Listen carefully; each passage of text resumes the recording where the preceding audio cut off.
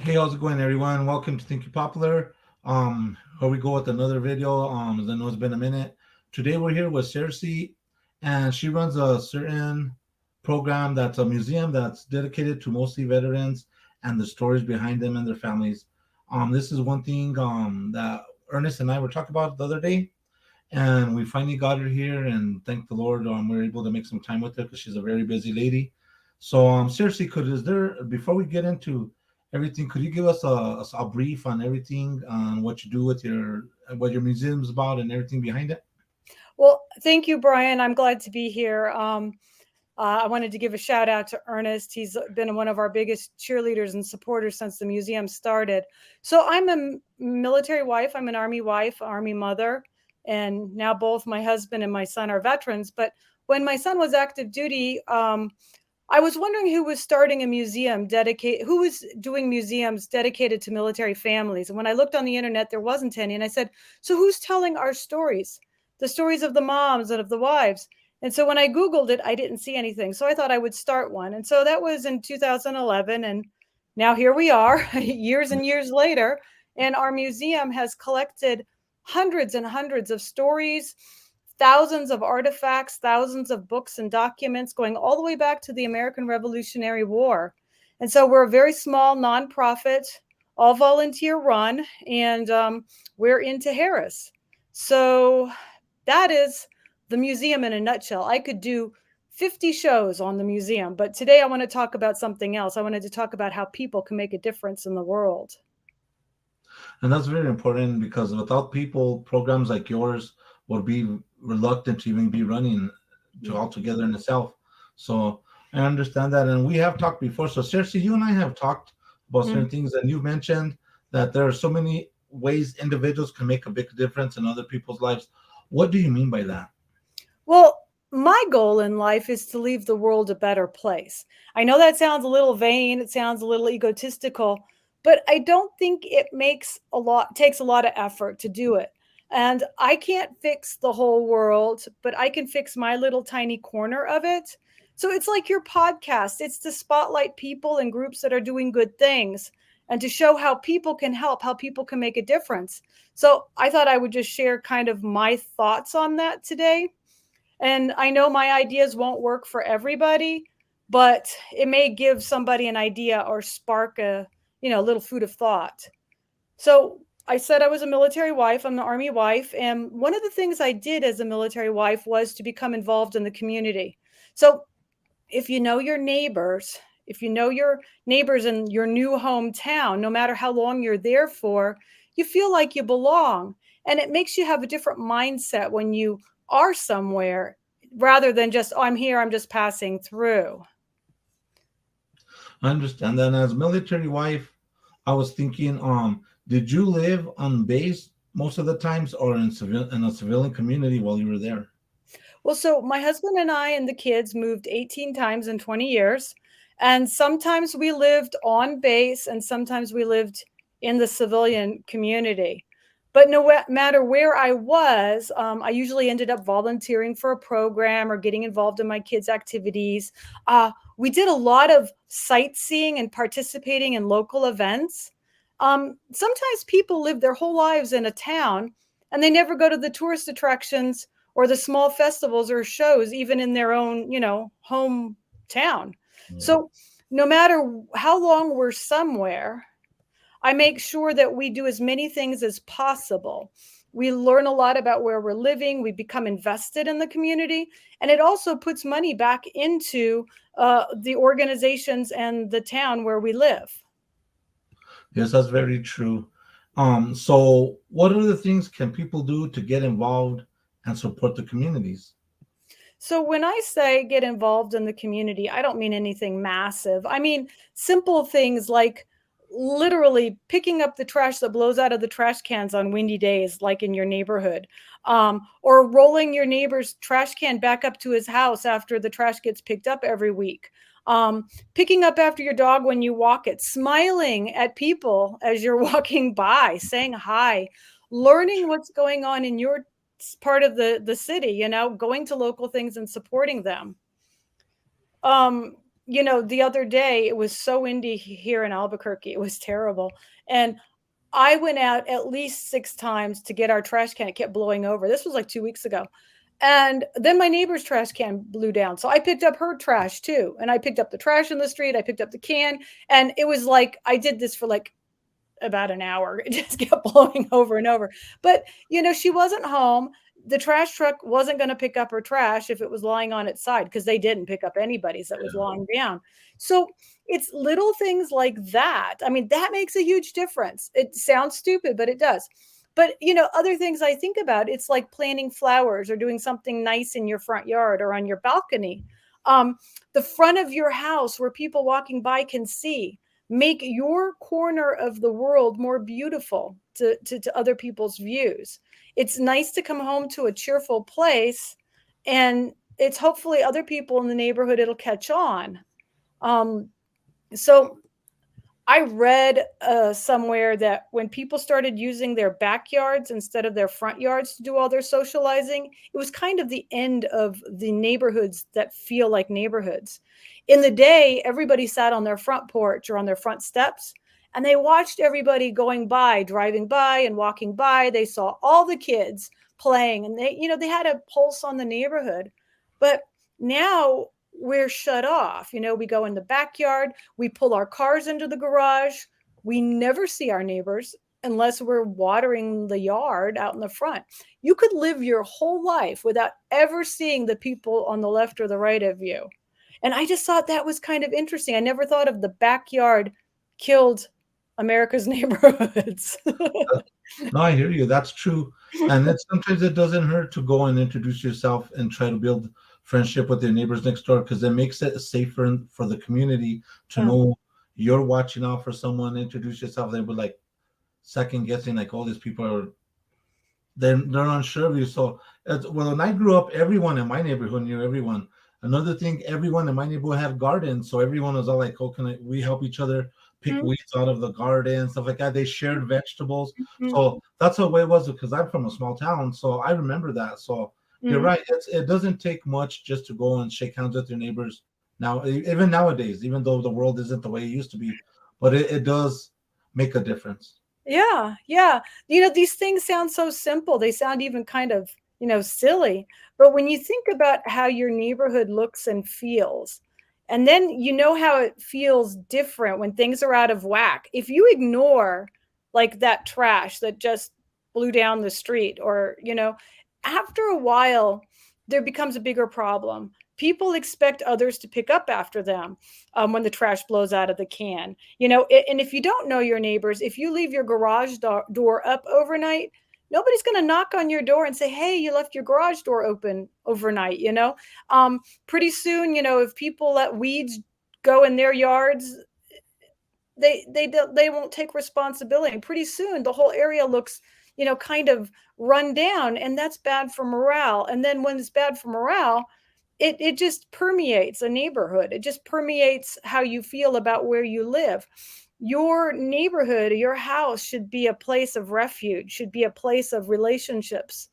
Um, and so that's kind of how I feel. I know this is so not scientific, but that's how I feel.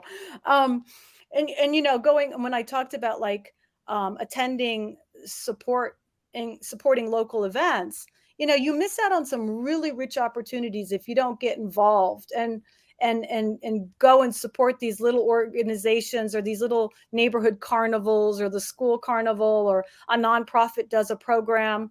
And pretty soon, if people don't support these organizations, they stop doing them.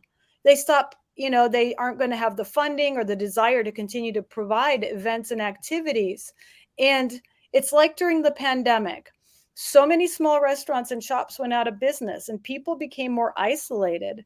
I moved to a different state. I moved to Hawaii during the pandemic, and literally I didn't meet anybody or interact with anybody outside of my immediate family for months on end. So I know we did that here in New Mexico because I started in New Mexico during the pandemic and we were all told to stay inside. But then imagine moving to a small island to a place where you knew nobody and then being double isolated. Yeah. And it adds to depression and isolation, and living alone in your head is not healthy.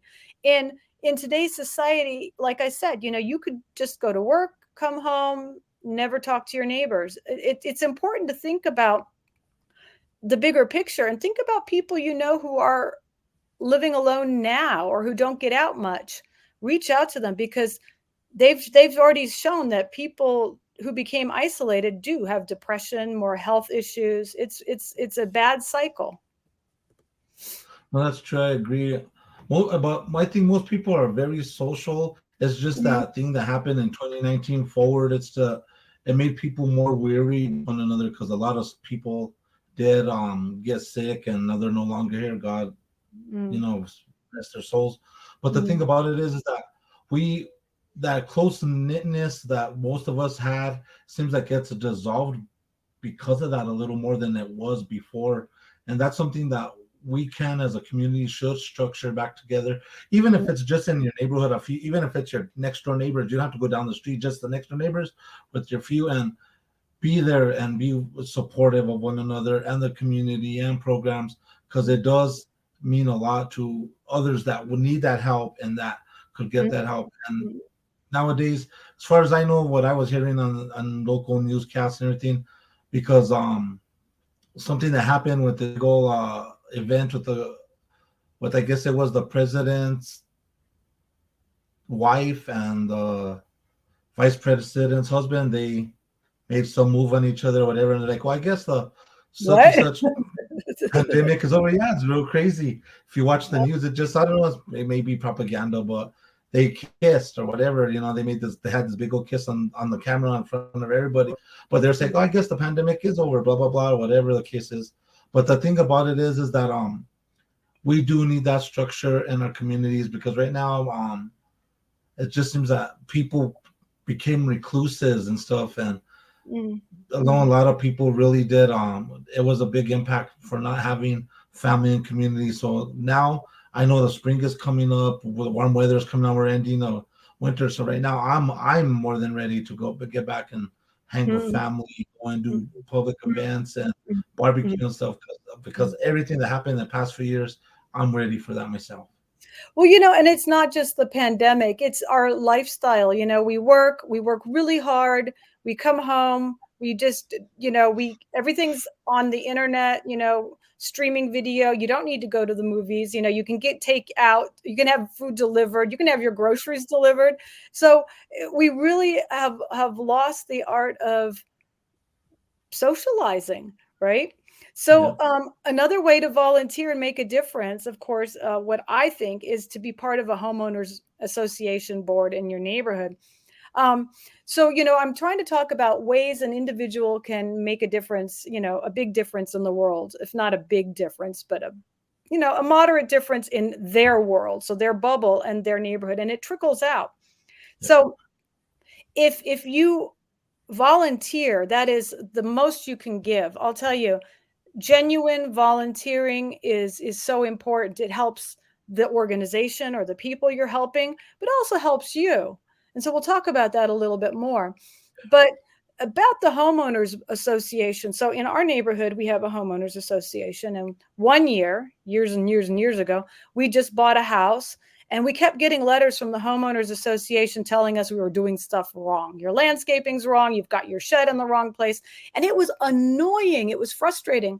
And I got mad because I thought they were picking on us, right? And I went to the homeowners meeting, that annual homeowners meeting, and I was going to show them. I was going to tell them that they were just picking on me. But when I got there, I met the board, and they were really genuinely trying to stick within the covenants. There's, like, when you start a neighborhood, they make rules and covenants. And so when I volunteered to sit on the board. And what happened is I learned a lot. I learned, first of all, we're all volunteers and we're all people, and all we want is the best for our neighborhood.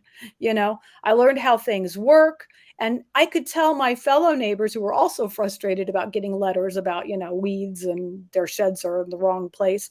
I could explain why the homeowners association did that kind of stuff. And this helped community engagement. So not only was I educating myself, I could then educate other people in intelligently and accurately. And so what happens is when you join a homeowners board, you become like a go-between in some ways. You know, you work with the management company, you work with the homeowners, and it can really affect change in the neighborhood and in the city. Maybe even change laws on the way, you know, the city does things, you know, because we are the voice of the people then. So volunteering on any kind of board, like a homeowners board or a library board or a committee, will help you build your communication skills and your negotiation skills. But you'll meet new people and you'll learn about policies and laws and things you never even had ever thought about before. You never thought you'd need to know about, you know, what is a covenant and what is a this and a that. And you may find out you have talents you didn't know you had. Um, so, you know, that is one thing a way you can make change. You know, you don't like something in your neighborhood, before you just go blasting and saying, you know, I don't like it and it you know, it's terrible. Um, Find out why it's being done that way, and then, you know, be informed and educated. And if it still doesn't make sense, then it's time to change it, you know? Um, and so other little things that people can do to make a difference, trust me, you know, some little thing that you think is nothing can make a huge difference in somebody's life. A little goes a long way. You know, something simple like offering to take a neighbor to the store when you're going, you know, that can make a huge difference in someone's life. Like I said, I lived in Hawaii, and my husband was sent overseas. So he was over in Europe. I was in Hawaii. We'd sold our car because we were getting ready to move. And for 50 days, I was home alone without a car. And there was no way to go to the grocery store unless I took an Uber, and it was like $20 each way. So anytime I wanted to go to the grocery store, it was going to cost me $40 before I ever spent money at the grocery store. And if a neighbor hadn't occasionally remembered that I was living by myself, it would have been bad, you know, because a lot of the stores didn't deliver to where I was living. And it was just a relief to know that, you know, so and so was going to go to the grocery store and he was going to take me. And I wasn't going to run out of food and I wasn't going to have to spend crazy amounts of money to do something. Um, and so think about how that would translate to an elderly neighbor or somebody who doesn't have a car or somebody who's poor, right? And just saying, hey, I'm going to the store on Saturday, do you want me to pick you up? It would be a great help. You know, it doesn't take much to offer to drive a neighbor, but it may be seriously a matter of life and death. You know, just like just checking in with your neighbors. If you haven't seen them in a while, maybe they fell, and you know, maybe they're just so depressed they can't even get out. You know, loneliness is rampant and kindness is rare nowadays. And so just checking in on each other makes people say, wow, they care about me, and that makes a huge difference. Yeah, it does. Like, it's good to know that someone actually cares to take that step to come into your home. Because I know some elderly people were in my town. Mm-hmm. A bunch of their families, they would barely visit. And my mom, she worked in an old folks home as a cook for many years, and I'd be there for years and years, going in and out. And a lot of those elderly people, their families barely came to see him. They were lucky if they saw him on the holidays. So I Mm-hmm. saw how lonely they could be. So now there we they would have functions in programs within the facility, like games and stuff like that to keep happy. But the thing about it is having that interaction with family and friends, and that's what really makes the difference in people's lives. Mm-hmm. That's not about possessions or anything. It's taking that time, sharing a piece of you with those people. Mm-hmm. The one-on-one, that one-on-one quality time. You know, that's something else that we are so busy now. Everything needs to be done fast. You know, we don't take the time to listen to somebody. How many times has somebody said to you, you know, how's it going? And what is your answer? It's always fine. It's great, you know, but you don't necessarily mean that. And if the person actually stopped who said, "Hey, how's it going? How are you doing?" And you said, "Fine." How many of them would ever stop and say, "Wow, you don't sound fine. You know, is there something going on?"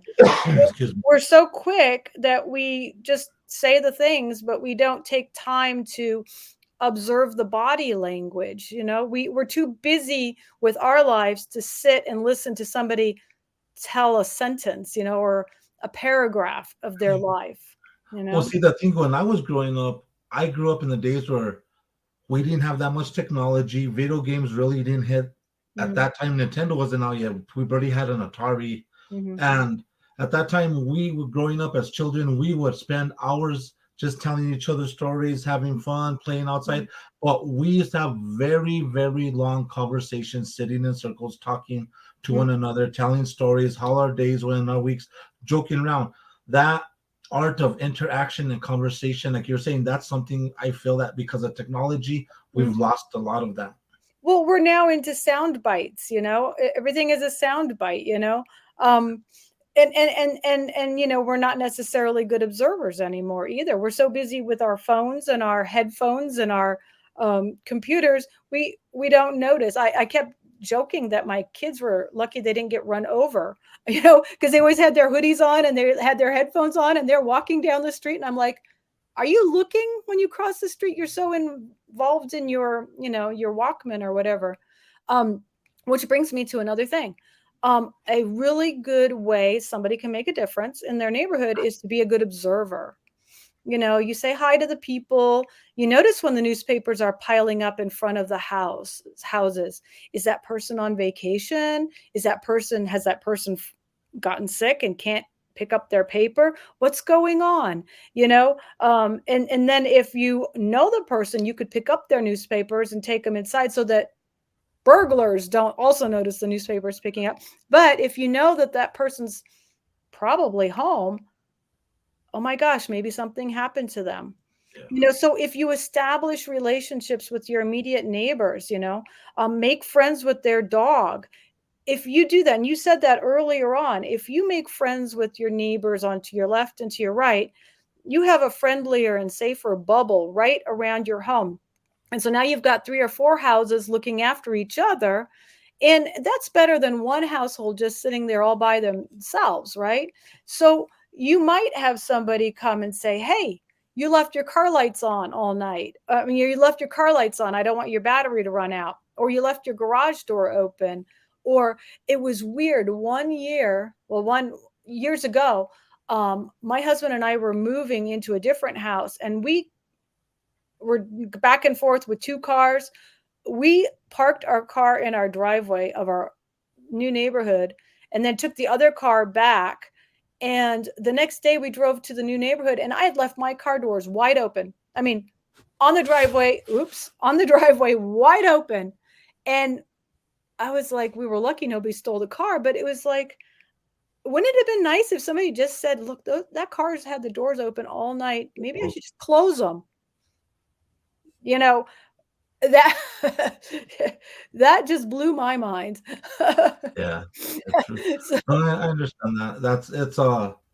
It's a rare occasion nowadays for people to actually look up. So it's just that I think the world has gotten so crazy that people are afraid to interact with one another because we've seen everything on the news. It's always yeah, doom and gloom and stuff, and yeah. people are just out there nowadays. So I think a lot of it has to do with that. People are so worried about if they do go do something, they don't know how their neighbors are going to react. But that's how you were saying it's good to when you see them outside to wave at them and everything like that to start breaking that ice and interact with them and start building a bond. Mhm. So there's more ways where you could help one another, and after a while, it'll be like, okay, yeah, well, we're gonna look out for you, look out for us, that, and that's where it starts, all in all. Well, and so part of it also, I think, is the news still reports what is not the norm, right? They don't report, "Hey, 75 people crossed Central Avenue today and nobody got hit by a car," right? Because that happens all the time. And so news is still what is not the norm. And so we do see a lot of doom and gloom, but I like to think that it's more good than bad out there, because that's not newsworthy. So as long as, so when they start reporting, hey, this person did something nice, then we have a problem, right? Because that means that that's not the normal thing. So one other thing I think about is, how you can help is to join your own neighborhood watch or to create one. Albuquerque has a lot of resources to learn how to host, manage, and conduct a neighborhood watch. And if you educate yourself on the laws and the ordinances, you may be able to affect real change in your neighborhood and even how the city runs. And another thing, and so I think whatever you do to help, you should educate yourself, um, learn about nonprofits groups in the neighborhood or in the area that are solving real problems that you can resonate with, and volunteer to help them. Generally, nonprofits need help with something. And so my favorite thing, I'm a teacher, is one of the best ways to ensure a better future is to work with the next generation. And so, be a good role model for kids and teens. So many kids are struggling to find positive role models out there, and so you can be that dad or mom in the neighborhood that all the kids know are looking out for them. Model the behavior you want your kids to have and their friends to emulate. So if you want your kids to grow up to be polite and helpful and smart and able to problem solve, model it, reward that behavior. If you want to make a difference for the future, you need to nurture kids now. And I think about my 93-year-old dad. He remembers all the neighbors, in the people in his neighborhood that looked after him when he was growing up. And so it makes a big difference. My 40-year-old son remembers when he used to visit his grandparents in Indiana. One of their friends used to take him fishing. I mean, he didn't know that guy, but that guy took him fishing in the summer, and my son still talks about how he went fishing with, Mr. So and so, and it made a huge difference.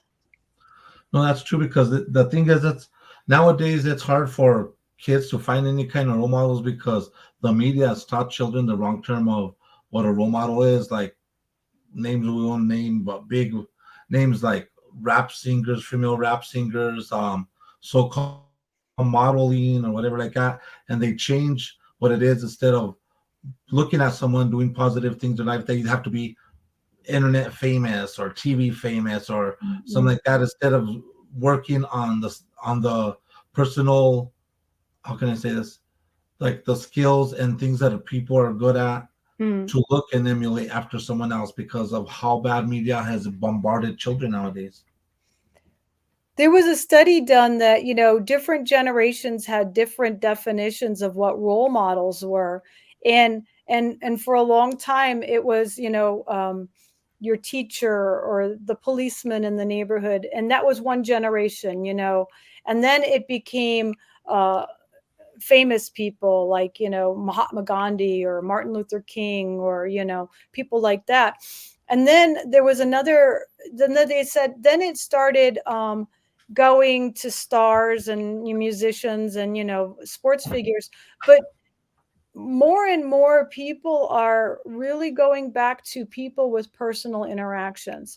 My teacher, my parents, you know, somebody I know, because I think people do long for those personal interactions. And so I think it's swinging back where people are now finding role models and people who actually invest time in them. If I want to invest time in somebody, um, that's going to be more of a difference than if I, you know, build a bridge or do something, the personal interactions. So that makes a huge difference to kids. And all you have to do is spend time, give quality time, not, hurry up, we're going to go do this and this and this, and we're going to do this and this, slow down, do time, show your best self, share your wisdom, tell them the things you've learned along the way, and volunteer at their schools, volunteer at your kids' school, at your grandkids' school.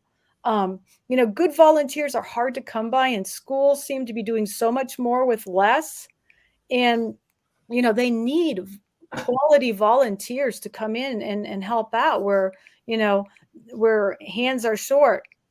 And so I tend to talk too much, so I'm going to No, wrap. no, I tend to wrap the. I'm no, going no, to. no. Go ahead. Just reiterate because you're right. That's the thing is that I see that when I was younger, and I so this I'm already dating myself, but the thing about it is that when I was growing up, people were really eager to help one another. They were eager if something was going on in town, people wanted to be there. If there was a group function, people wanted to Mhm, be part of it. It just seems like because of technology, because how you say different generations mhm, change and what they stereotype or put in quotation marks what a role model should be or what they think is important. Things have changed, and because what's happened from 9/11 forward, or 2019, I should say, um, and the world has changed. So it's just mhm, changed. It's a different worldview now. That's the thing. mhm. Well, so I grew up overseas. I grew up in Europe, and I was a kid, and we traveled a lot. And my dad and mom used to, just stop at a park in whatever country we were in and say, "Go play with those kids." And I didn't speak whatever language was, in whatever country we're, but I would go over and I'd smile at a little girl who was about my age, and she'd show me one of her toys, and I would show, and next thing you know, we're playing. Kids, they play with each other, and so what I have learned in my 60 years on this earth is, be genuine, be consistent, have some humor, smile more. Don't try to do all the big things. Start with small acts that build and grow, and never underestimate an act of kindness. A friend of mine told me a story about how she had a new employee start in her department. And at the end of the first day, she said to that new employee, "Thank you. You did an excellent job. We had a really good day." And she meant it. And that new employee literally burst into tears.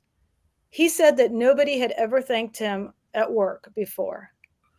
Well, that's the thing. It means a lot to be appreciated and to be noticed for what you do. Because the thing about it is, when it comes to being a good boss values their employees. So if you value your employees, they're going to do their job. If you take care of your employees, they're going to take care of you. And that's the thing is that you gotta, when how they say, give credit where credit is due, and that's not, you don't always see that, but it should be more implemented more nowadays. And it needs to be genuine from the heart, That's what I was going to go to next. Yeah, Yeah. I was going to say, there's so much that we humans can do to make the lives of other people better. We just have to slow down and see what we physically, emotionally, and realistically can do to affect change. You know, you don't have to save the world, you don't even have to save the city, but you can save your street or your neighborhood. And who knows where that will lead? Just a little bit of time, a little bit of compassion and love and genuine, authentic caring can impact huge change. So Yeah. that's my soap opera, my soapbox, not my No, op. that's cool. No, no, but you're right. I agree with all of that because we need more of this. And right now, people think it's just idealism or whatever, but it's true. It should be implemented more, and we all need that. And some people out there that are listening to this or they'll listen to it today, tomorrow, next month, next year, they'll, even if they won't admit it out loud to themselves, they'll be like, we do really need this, and this is the way it should be. And it just takes, it starts with one person in the end. It Mhm, just mhm, starts with mhm. yourself. And that old saying says, if you can't find the change you're looking for, become that change. Exactly, exactly. And it's really easy to do. Well, I hope that I didn't bore you too much, but any rate, I'm glad to have had the opportunity to come on and, you know, talk on your podcast, so thank you. No, no worries. I really appreciate you being on here. Thank you again, CIRCE.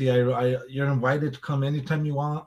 We could talk about anything you want as long as you want. And this is stuff I really believe that resonate with my subscribers, because I've been listening to a few people that were messaging on my board and people that have been watching me through Facebook and stuff like that. So I know these are things that they think about, that they don't openly discuss because there's not many people discussing them around them right now. So I know this is helping them. And I also want to thank you for taking the time. I know you're a busy lady to take the time to come and stay here with me because I know we had a schedule conflict the other day. And but I'm really glad that we were able to start this one today. Sorry.